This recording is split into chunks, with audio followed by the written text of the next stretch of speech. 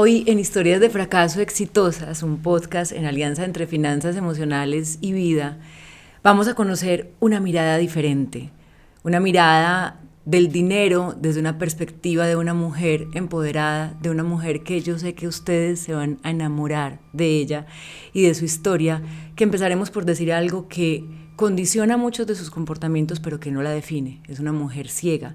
Esta mujer se llama Andrea Herrera y está esta tarde o esta noche o esta mañana, sea la hora en la que la estás viendo, con nosotros. Andrea, gracias por aceptar nuestra invitación. Nos encanta de verdad tenerte con nosotros.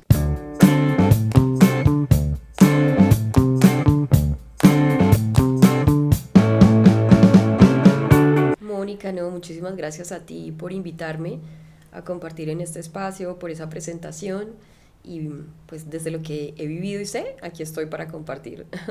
Empecemos contando un poco quién es, a qué juega. Hace poco teníamos un podcast con Felipe Zapata, un guía espiritual, que nos decía, todos venimos a este plano a jugar un juego. ¿Qué juego estás jugando? Es una pregunta muy interesante. Yo quiero creer y hacer lo necesario para estar convencida de que yo juego a ser la versión más expansiva de mí misma, que yo pueda experimentarme de las formas más amplias y anchas posibles en este mundo y conocerme de las mayor cantidad de formas que pueda. Y en ese juego que estás jugando a ser la mejor versión de ti misma, a expandirte, ¿a qué te dedicas? ¿De qué manera lo juegas? Bueno, yo no sé si tanto como la mejor versión, pero sí la que más pueda conocer de mí misma. Yo me dedico a varias cosas precisamente por esa situación que te menciono o por esa idea que tengo. Soy locutora para radio y televisión, soy modelo, pole dancer, soy activista social y también conferencista. ¿Activista en qué temas? Bueno, principalmente yo creo que es ese empoderamiento femenino, pero yo no quisiera pensarlo únicamente como femenino porque es de manera directa o exclusiva con el tema de las mujeres. Es el empoderamiento femenino de volvernos a encontrar con esa parte nuestra, de, de la feminidad. Para mí es muy importante también reconocer, poder ver nuestra propia sensualidad, sentirnos cómodos con el tema de la sensualidad, del erotismo. Y yo sé que es algo que ha estado muy estigmatizado y que siempre ha estado como guardado en el closet. Y yo creo que es hora de que eso se vea de otra manera, desde la concepción de la definición de eso, pero también de cómo eso nos habita en nuestro ser. Entonces, en ese sentido, pues el empoderamiento femenino desde el verse, desde el reconocerse, ser capaz de mirarnos. Y luego también con el tema de discapacidad es otro asunto donde también trabajo como activista. Cuéntanos brevemente tu historia. Es una historia que has repetido en otros espacios, es una historia que ha sido varias veces contada y me gustaría que simplemente fuera un punto de partida para que no nos centremos solamente en ella, sino que podamos profundizar un poco en otras miradas. Bueno, pues yo actualmente soy una mujer ciega. A los 13 años me diagnosticaron una enfermedad, se llama retinitis pigmentosa. Es una enfermedad genética que va generando la pérdida visual de manera progresiva. Entonces, en ese proceso, pues yo pasé de tener baja visión mucho tiempo, pero como en una gama amplia como en ese espectro, digamos, lo amplio que puede experimentarse de la baja visión, ya luego a la ceguera. Y ¿qué más te puedo decir? Pues yo crecí en un pueblo, se llama Zaragoza, de acá de Antioquia. Viví allá hasta como los 20. Luego me vine para Medellín. Aquí ya empecé a desarrollarme en distintas actividades. También estudié traducción de idiomas, pero como eso no lo hago ni me interesa hacerlo, entonces no lo menciono como algo de mis roles. Sin embargo, esa época también fue muy importante, la época en la universidad cuando estudié traducción, en mi proceso como persona y en la que hoy soy. Estando en la universidad tuve la posibilidad de obtener 2 becas, una para irme a Suecia al principio de la carrera, cuando yo no iba sola ni a la esquina. Entonces, nunca había ni siquiera viajado en avión, porque yo vivía en un pueblo, como te decía. Y yo cuando supe de la beca dije, me voy para Suecia. ¿Y eso cómo fue?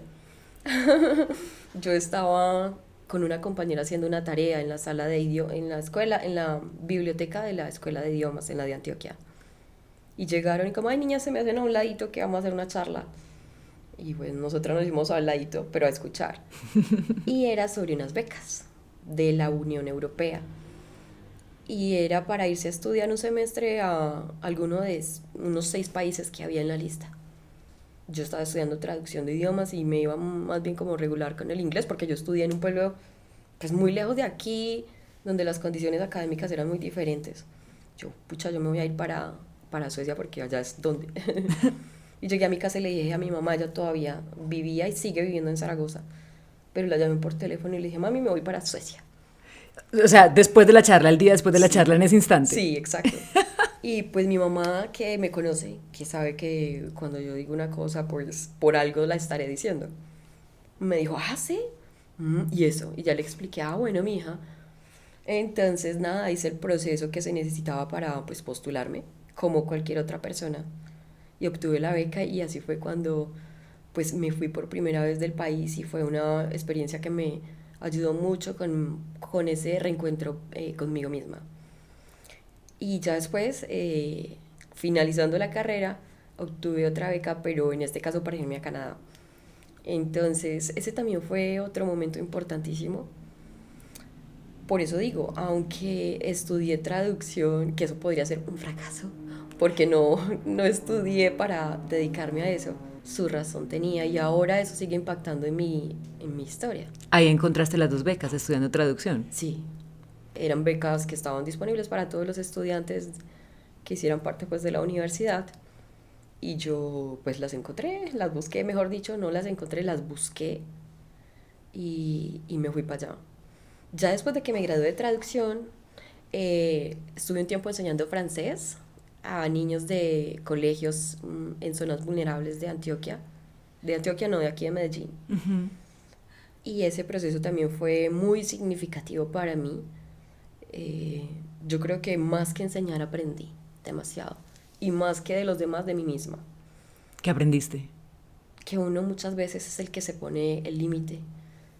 Uno es el que está lleno de prejuicios. ¿Por qué?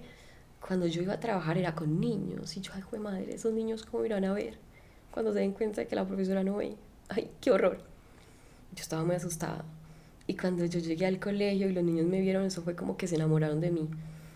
Yo parecía Blancanieves con mis enanitos. Entonces todos me querían llevar de la mano, todos. Nosotros no teníamos un salón donde estudiar, porque ese era un programa complementario, no era del colegio. Entonces nos hacíamos en cualquier lado y todos me querían llevar, profe, quiero ir al baño, profe, le caliento la comida, profe, mira este dulce, profe. Me esperaban en la parada del bus, me acompañaban a coger el bus. Entonces, claro, ahí me di cuenta de que yo tenía mucho miedo por cosas que ni estaban pasando y que además eran producto de esos estereotipos que nos invaden a todos. Y después, ya después de esa experiencia, estudié locución para radio y televisión. ¿Dónde? En el Instituto Metropolitano de Educación, en el IME. Ahí estudié y a la par de estudiar eso, ingresé a una escuela de liderazgo que estaba ejecutando JICA, que es la Agencia de Cooperación Internacional del Japón, y WARIF, que es la Unidad para las Víctimas. Llegué ahí porque una amiga que que es ciega también y que es una amiga muy importante de mi historia y que tenía en ese punto también mucha trayectoria ya en el tema del activismo, me invitó. Y yo como, ay, qué pereza, a mí no me gusta eso. Pero como ella me invitó, yo sentía como esa deuda de gratitud con ella. Yo, bueno, vamos pues. Fui a la entrevista porque era con entrevista. Y camino a la entrevista, la unidad, la institución aquí de la unidad queda como por el Parque de Río o algo así. Cuando yo llegué a la entrevista, me senté dizque a ver la hora y cuando cuando miré el bolso estaba abierto. Dios. Me habían sacado el celular. Ay. Entonces, yo ya no sé si me aceptaron por mi gran trayectoria como líder, que en ese momento no tenía ninguna, o porque dijeron, no, esta niña ya le robaron el celular, pues dejémosla pasar. ¡Qué pecado! Lo que podría haber sido un fracaso, de pronto fue el boleto para algo que cambió mi historia. ¿Y cómo transformó tu historia ese momento? Yo en ese punto, como te digo, ay, a mí me parecía tan aburridor el tema del activismo. Yo se siente tan aburridora con sus temitas de incidencia y articulación y bla, bla, bla. Yo no quiero ser como Términos ellas. rebuscados. Ay, sí, todos acartonados, yo no quiero eso. Pues estando ahí yo me di cuenta de muchas cosas. Me di cuenta, por ejemplo, de que el tema de los derechos era muy importante y que no había una única manera de ser líder. Me di cuenta de que yo no tenía que renunciar a lo que a mí me gustaba para también, desde mi posición y desde mi quehacer, contribuir. Y me di cuenta de que el concepto quizás que yo tenía de discapacidad era muy desde lo que me falta. Mientras que en la escuela me di cuenta de que la discapacidad es más esas barreras que aparecen o están en el entorno y en las actitudes de las personas, y como pues yo también soy persona, también están en mí, y que eso es lo que genera más restricción, más limitación. O sea que tu discapacidad para ti estaba más en la mente que en los ojos. Ah, no, yo pienso que yo sí, pues obviamente yo sí sentía que no ver era Una una... discapacidad real. Sí, sí. Ahora la concepción que uno tiene de uno mismo es la que te pone barreras y ni siquiera tienes que tener alguna deficiencia, ni siquiera tienes que tener una discapacidad. Pero si tú no te crees capaz, si tú sientes que tu origen es un lastre para llegar a donde quieres llegar, si tener o no tener algo va a ser o no la manera para poder lograr tu objetivo, pues eso también te limita, te restringe. Entonces yo creo que eso en mí sí estaba muy presente, pues al menos. Y luego como estaba en la escuela y ahí me tocó interactuar con otras personas con otros tipos de discapacidades, pues también resolví dudas que tenía. Me hice amiga de esas personas que al principio para mí eran como, ay sí, mis compañeros. Les sabía el nombre y la discapacidad. En serio, es que así era. Pero luego ahí en la escuela empezamos a formarnos en técnicas, sobre todo en dos, y fueron muy importantes para mí. Eh, y eso fue importante. Locución, la escuela de liderazgo, que estando en la escuela de liderazgo también me gané una beca de JICA, pero por otro lado, para irme a estudiar a Japón en temas de, de liderazgo en el asunto de la discapacidad. Y también fuiste a Japón. Sí, ujú, O sea, estuviste en esos 3 países. sí, exacto. Y también en esa misma época yo empecé a entrenar pole dance. Eso te iba a preguntar, ¿en qué momento llega Todo el pole pasó dance? a la par, cuando yo tenía 30 años. Dicen mucho como que, ay, a los Como que cuando yo tenía 30, 30, ¿cuántos tienes? 37. Mentira. Sí, Pareces mucho menor. sí, eso me dicen. Y todo fue, no sé si has oído que dicen que a los 30 ocurren muchas cosas, como Claro. que, pues uno a veces dice, ay, eso es tan clichésudo, pero después uno se pone a mirar eso atrás y sí, a Pasó mí sí todo me al pasó. tiempo. ¿Cómo empezó? Sí, El pole dance. pues mira que yo Paul lo quería practicar desde hace muchos años atrás, como cuando tenía 20, 21, 22, porque cuando yo me empecé a quedar ciega, a mí me afectó emocional y digamos que psicológicamente mucho la idea de cómo me iban a mirar los demás. Ujú. Obvio, sí, pues no ver era una cosa que era muy difícil, muy complicada, pero pues igual eso ya iba a pasar. Pero a mí me afectaba mucho pensar cómo me van a ver ahora los demás, me van a ver como ven al resto de las personas con discapacidad y yo sé cómo es porque también los he visto así. Y yo no quería. ¿Cuál es esa forma para ser más clara? Con lástima o con una admiración desmedida únicamente por tener una discapacidad y seguir viviendo. Porque a veces es eso. Y yo no quería eso para mí. Yo sentía, no, ya no va a ser atractiva para ningún hombre. Yo estaba en la adolescencia. O sea, esos pensamientos me embargaron y me amargaron. Entonces yo buscaba todo para poder recuperar a mi mujer femenina que quería ser. Por eso te digo que yo trabajo el tema del empoderamiento, desde ese reconocimiento del femenino, de la sensualidad, esa reivindicación del erotismo. Entonces yo quería practicar pole, porque yo había visto pole en televisión y pues hombre, o sea, qué más sensual que irse a parar allá en calzones a dar vueltas en un tubo. Lo que uno ve en la televisión, ¿cierto? Vuelvo y repito, estamos llenos de estereotipos, todos. Yo pensaba eso. Cuando llegaste te encontraste con otra cosa. Sí. En esa época, a los veintitantos, no lo pude hacer porque yo apenas estaba rehabilitándome, empezando aquí en Medellín después de vivir en un pueblo toda la vida. O sea, no había tiempo ni energía para tanta cosa. Pero a los 30 yo dije, bueno, ahora sí, vamos a ver qué pasa. Y empecé a practicarlo y lo que tú dices, me di cuenta de dos cosas muy importantes. Una, que el pole no era lo que yo pensaba. Sí, obviamente es algo sensual. No lo voy a desconocer y por eso creo que disfruto hacerlo. Pero también tiene un requerimiento de la fuerza, de la fluidez, de la flexibilidad, que si uno se pone a mirar es lo que necesita en la misma vida. El enfoque, el Ajá. equilibrio. Ajá. Y luego me di cuenta de que el pole dance no me iba a devolver ninguna sensualidad porque pues eso nunca me lo había quitado nada. Claro, eso te Eso iba a decir, estaba es en que mí. ¿qué te van a devolver lo que jamás se ha ido? Exacto. ¿Qué hacía falta? Verlo. Por eso te digo, para mí no es azar nada de lo que va sucediendo en la vida de uno. Para mí fue, y por eso trabajo el tema de verse y reconocerse, porque fue el poder verme y reconocer que eso estaba en mí, pues lo que me hizo reconciliarme, porque quizás el mundo entero lo veía, pero ¿y si la doña no lo ve? Sí. Entonces, digamos que esa fue la razón por la que llegué al pol, y ya de ahí me fui dando cuenta de que era algo que realmente me gustaba, lo disfrutaba y era buena. Hablemos de tu vida financiera. Para toda esta historia que nos has contado de una manera muy breve, superficial, que no nos permite pues conocerte del todo en el fondo, pero sí adentrarnos un poco más en ti, ¿qué papel ha jugado el dinero en la vida tuya? El dinero, bueno, es algo muy importante. En mi historia ha sido muy importante, porque mira, y voy a decir una cosa, el dinero yo creo que es muy importante quizás en la vida de la mayoría de personas, pero no significa que uno tenga que ser el dueño del dinero. O sea, el dinero nunca tiene que estar de manera directa en el bolsillo de uno. Mira, si yo no hubiera tenido el dinero para irme a Suecia, mi historia sería otra.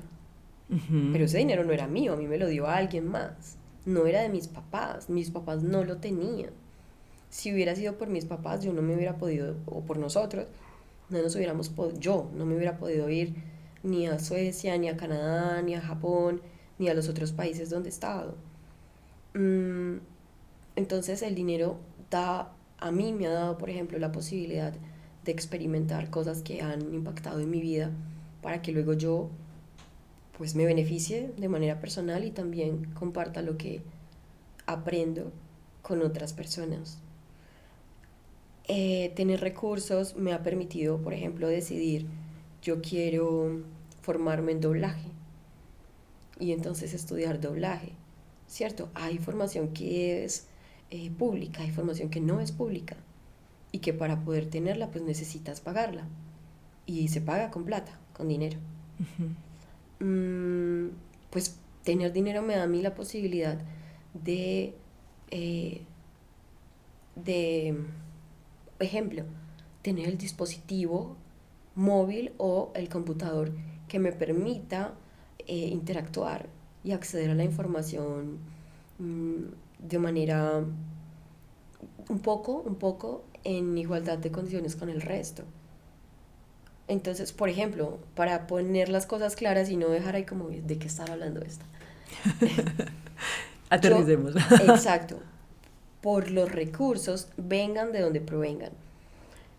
Yo puedo comprar un celular que para mí, no estoy diciendo que sea el único ni el mejor, pero es el que a mí me parece más práctico y con el que yo me siento bien, un celular iPhone que me permita tener el lector de pantalla con el que yo me siento cómoda. ¿Qué es el lector de pantalla? El lector de pantalla es un software que tienen los celulares y es una voz literalmente como lo dice, que lee lo que se muestra en pantalla para que nosotros, las personas que no vemos, podamos saber qué estamos haciendo con el celular o lo podamos manejar o podamos leer un correo o podamos, no sé, hacer un comentario en Instagram o hacer una transacción financiera si la aplicación del banco es accesible, porque ahí está, pero bueno, creo que ese no es el tema.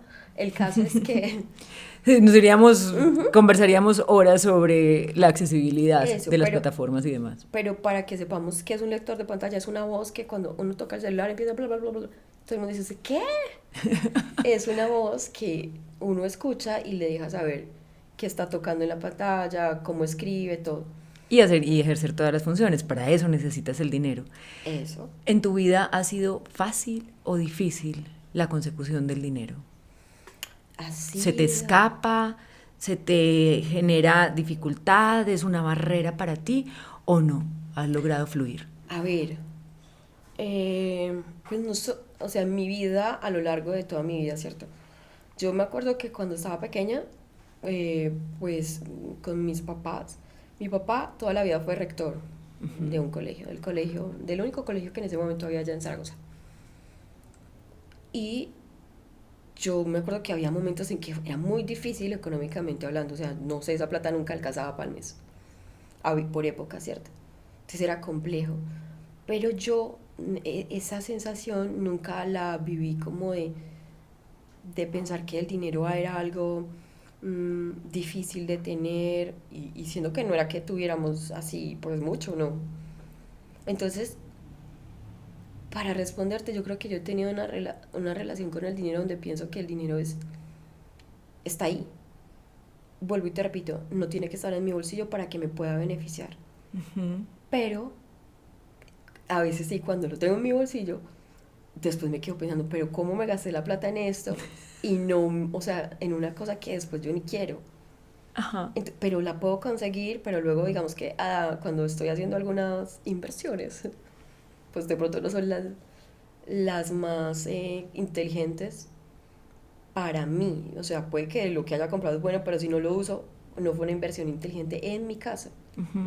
Entonces, y además otra cosa, adicional a eso, yo siempre he tenido la concepción de que el dinero no tiene que ser un obstáculo. Por ejemplo, cuando nos íbamos a venir a vivir a Medellín, yo me acuerdo que mi hermana, mi mamá y yo empezamos a ahorrar para comprar como los enseres, los muebles y las cosas para la casa donde fuéramos a vivir.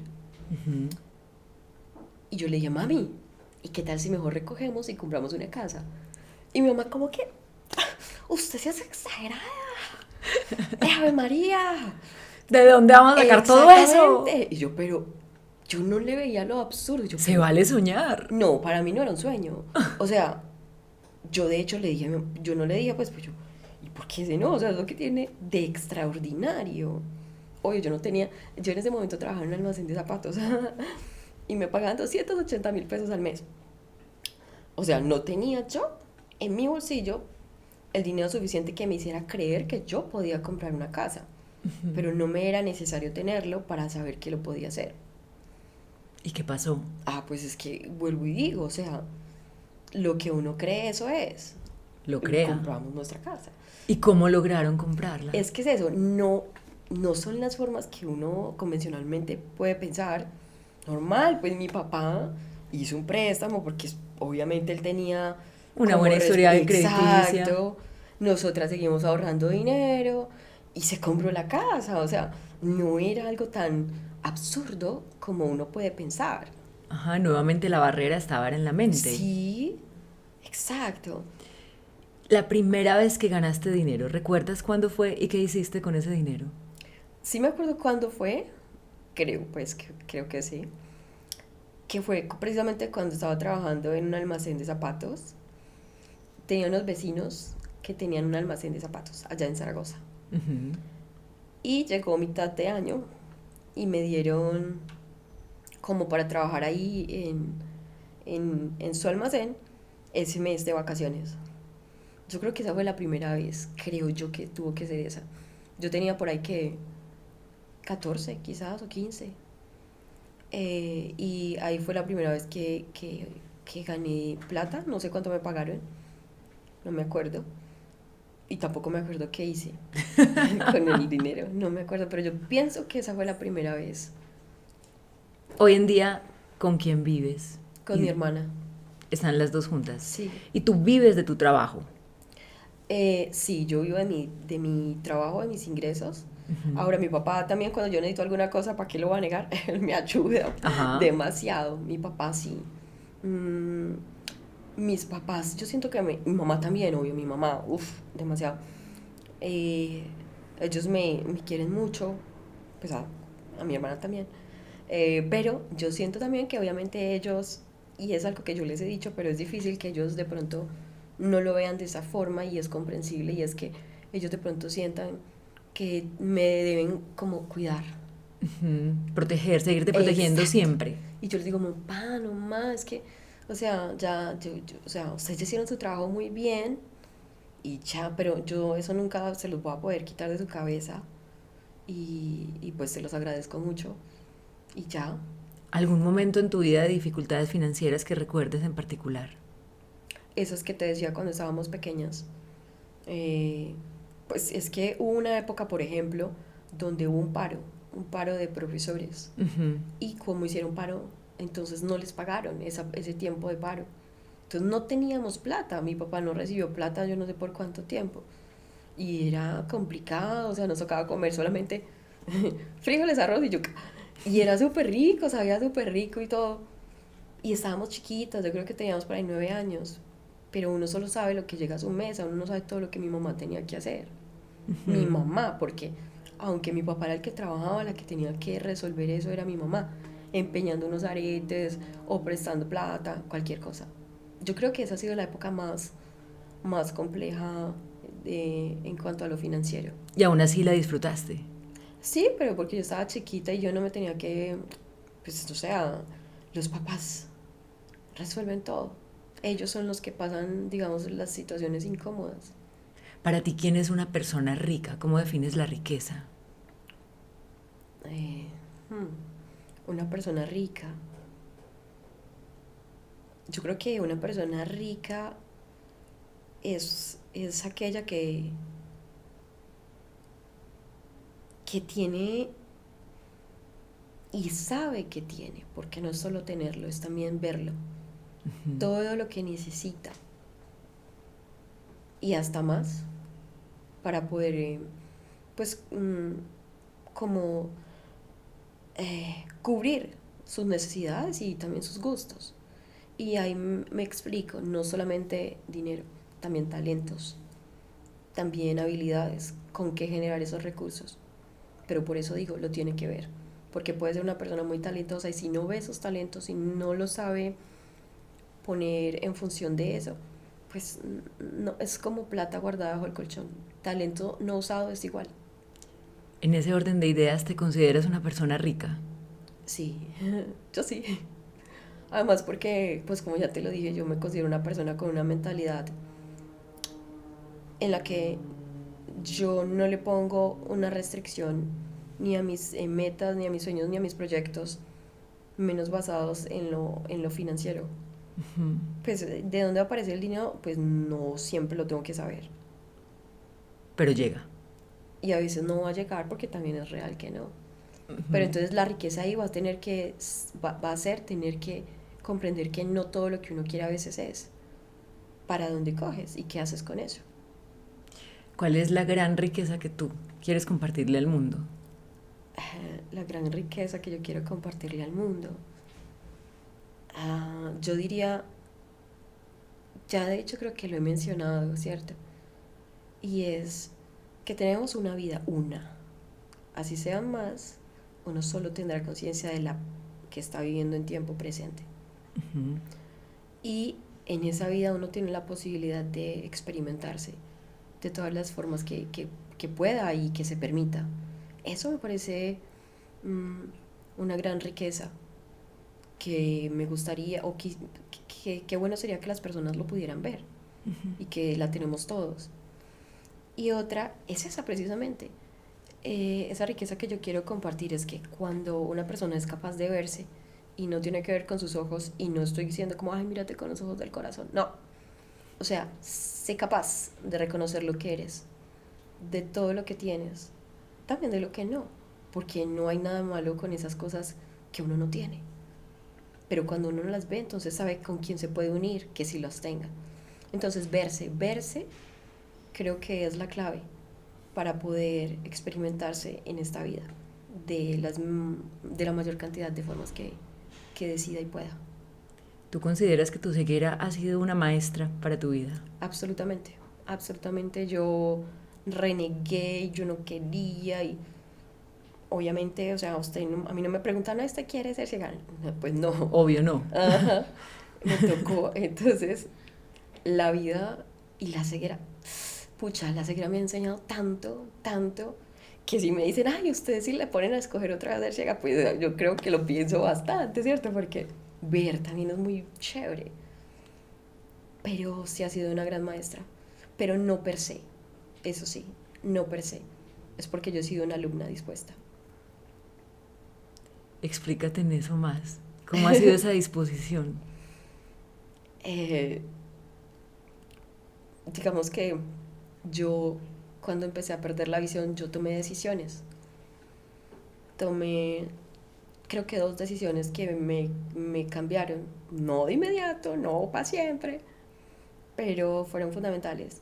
Y una es, listo, si yo voy a ser ciega, entonces yo voy a ser la mujer ciega que yo quiera, no la que me toque. Yo decido cómo voy a ser. Esa una. Y otra fue, bueno, yo voy a ser ciega en esta vida. Y si hay otra vida, ya no me toca ser ciega. Y después, por estar quejándome, desaproveché ver cómo es que era vivir sin ver. No debe ser, o sea, obvio, no estoy romantizando la ceguera, pero es que yo ya no podía cambiar el hecho de ser ciega. Entonces, ¿por qué no verlo desde otra perspectiva? Vuelvo y digo, no fue como que desde ese momento en adelante y todo cambió, pero esas dos decisiones fueron muy importantes. Y la ceguera, yo creo que me enseñó mucho a que ver es muy importante, pero vuelvo al mismo disco rayado, verse es más importante. ¿Cuándo te viste? ¿Cuándo identificas ese momento en donde por fin pasé de renegar a verme a mí misma? Eso fue después de mucho estarle pidiendo al mundo, míreme, véame, veas que yo existo, yo soy así, yo no soy solo ciega, yo también soy linda, yo pidiéndole al otro que me viera y pues a mí me parecía que no me veían, que me seguían viendo como una mujer ciega. Y fue como después de tanto trabajar, tanto luchar y que eso no cambiaba, Mónica, que yo no sé exactamente en qué punto se dio, pero tuve que darme cuenta de que, o me di cuenta, de que si yo no reconocía a la mujer que yo era, y que es una mujer ciega, o sea, pues también, entonces no había forma de que los demás pudieran darme esa mirada probatoria que yo tanto les pedía. Y creo que fue ese punto de fatiga y de luchar para que los demás me dieran un lugar y no encontrar ese lugar que me llevó a tener que darme cuenta de esto que te digo. Y cuando me fui dando cuenta de eso, también descubrí que quizás los demás pues no me estaban dando un lugar ni bueno ni malo. Simplemente yo les pedía algo que eh, la única que podía darse era yo. Pero decirte un punto exacto no, porque sigo en ese proceso y sé que toda la vida estaré en ese proceso. Así como para que te vieran tenías que verte tú primero, para que te dieran un lugar, eras tú quien tenía que darse ese lugar. Y ya los demás me veían, obvio me veían, sino que Obvio, yo pensaba, siempre. ajá, sino que yo, o sea, con ese afán de que como yo no me reconozco, como para mí es malo ser ciega, entonces, claro, yo estoy viendo la mirada inquisidora en todos los demás. Y pues, o sea, figuradamente estoy viendo la mirada. Entonces, cuando yo ya, por la razón que haya sido, que yo asumo que fue la que te acabo de decir, porque no lo tengo muy claro, me di cuenta de que me tenía que mirar yo. Entonces ya como que, ay, sí, ve, la gente ya me ve de otra forma. No, la gente siempre lo ve a uno, pues como lo ve y usted interpreta esa mirada. Entonces yo siento que eso fue cuando me volteé a mirar a mí misma y repito, sigo en proceso, o sea, no he terminado, Obvio. que las cosas cambiaron, no la ceguera.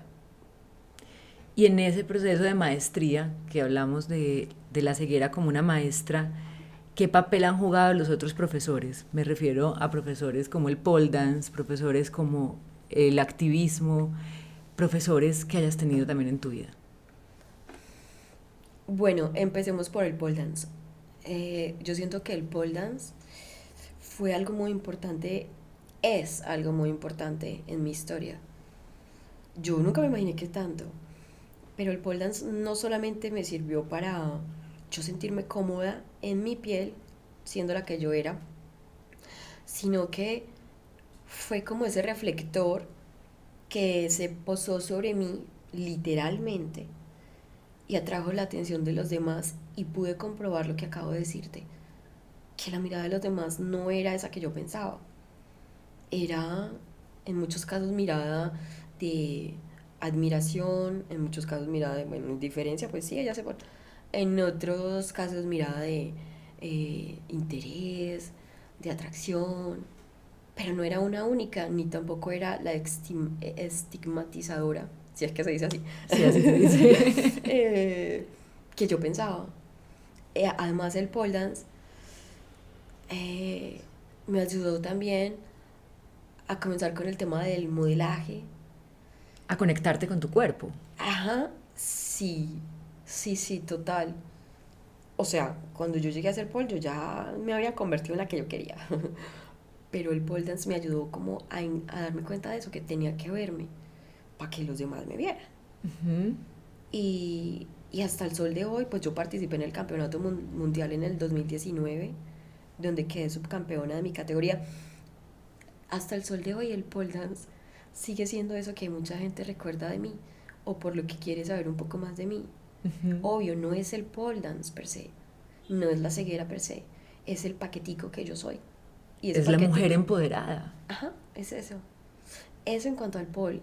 El tema del activismo, pues, y el liderazgo ha sido muy importante porque pues, me ayudó primero a entender el tema de la discapacidad de otra manera, mm, a conectarme con otras personas que también tenían discapacidad y eran muy capaces y fueron mis referentes, han sido y serán mis referentes y eso fue fundamental.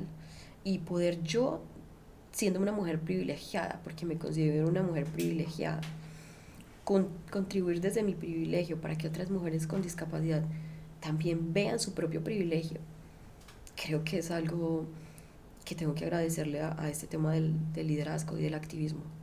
Me llama la atención que te mires a ti misma como una mujer privilegiada.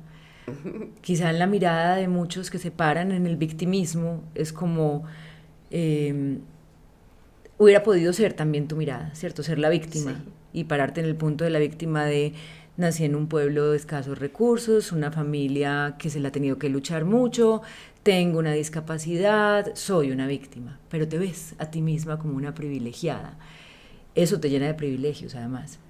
Pero quiero saber por qué te ves como una privilegiada. tú yo creo que diste la base de por qué yo soy una mujer privilegiada, porque viviendo las circunstancias que he vivido y teniendo, digamos, la historia que he tenido, yo he podido experimentarme de muchas formas que ni siquiera hubiera imaginado, que son mi sueño hecho realidad y el sueño nunca hecho realidad de muchas personas, que nunca se va a hacer realidad de muchas personas que ni siquiera tienen que tener discapacidad.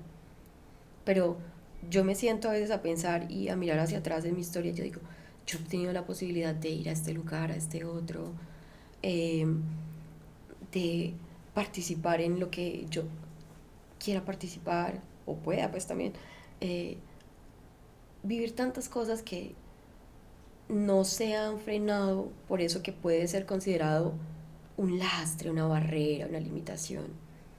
¿Cómo no considerarme privilegiada, consentida por la vida?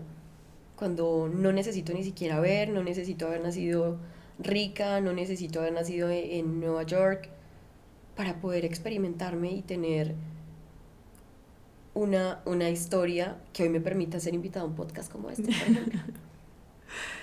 ¿Cuál identificas como el momento más feliz de tu vida? ¿Qué estaba pasando? Ah, momento más feliz. Esas preguntas me parecen tan difíciles. O uno que el primero que se te venga a la cabeza, puede no ser, después dirás, le hubiera dicho este otro, pero algo que desde el inconsciente, desde tu corazón te diga, ¿sabes qué? En este momento que disfruté, no sé, te pongo un ejemplo. Una vez me comí unas empanadas con mi marido en una esquina que me supieron a gloria y ese, para mí, es uno de los momentos más felices de mi vida, así de simple.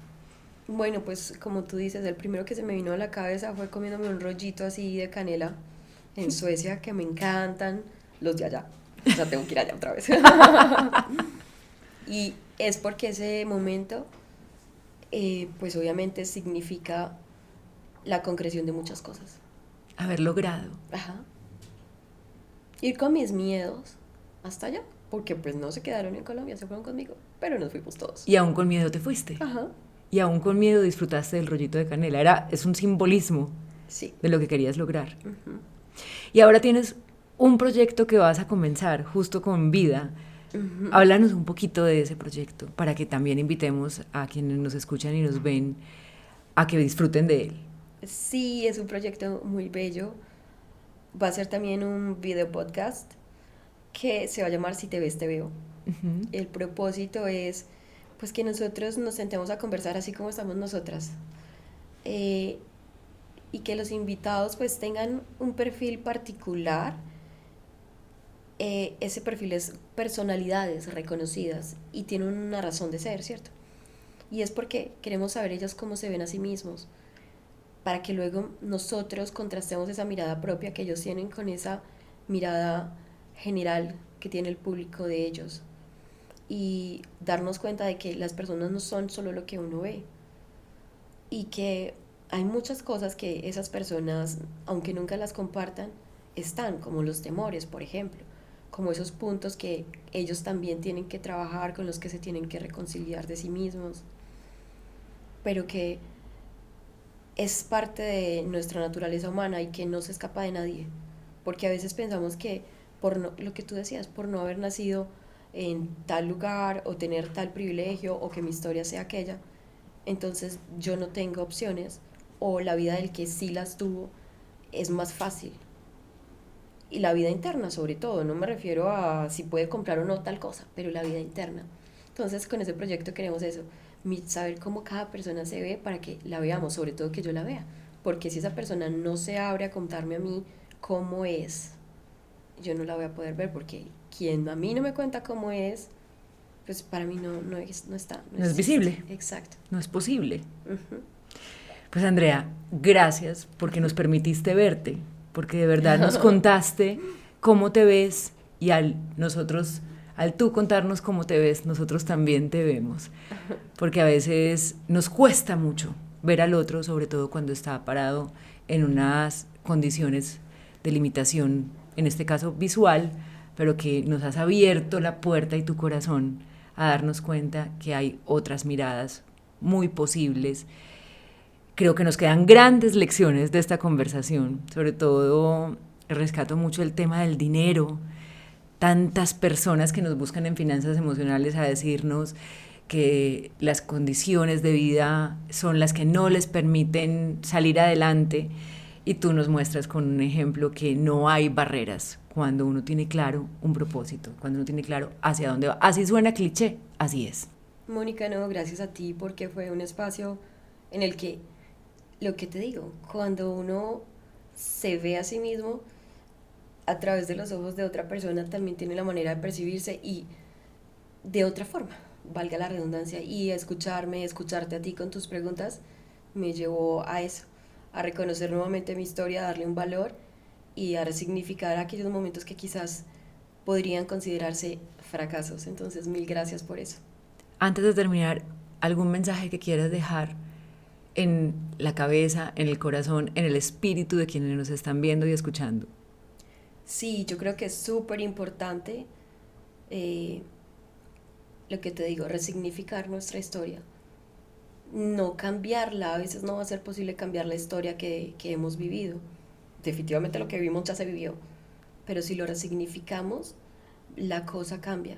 Si somos capaces de reciclar el material externo, ¿por qué no vamos a ser capaces de darle un nuevo valor a esas experiencias que en un momento fueron desafiantes, que en algún momento nos generaron algún dolor, frustración o miedo, para verles su brillo y su valor. Gracias. A ti.